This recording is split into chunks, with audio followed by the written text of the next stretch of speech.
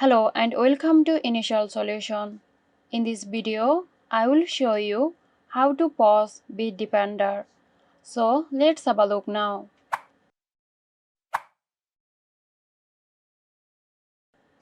At first, open Bitdefender and go to Protection from the left sidebar. Navigate to Real-Time Protection.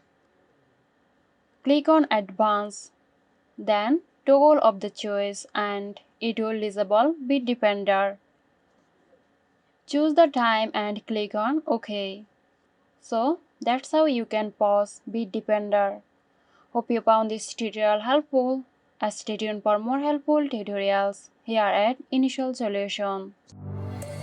This video is sponsored by Zerosoft. Zerosoft offers graphic design, UI UX design, digital marketing and web development.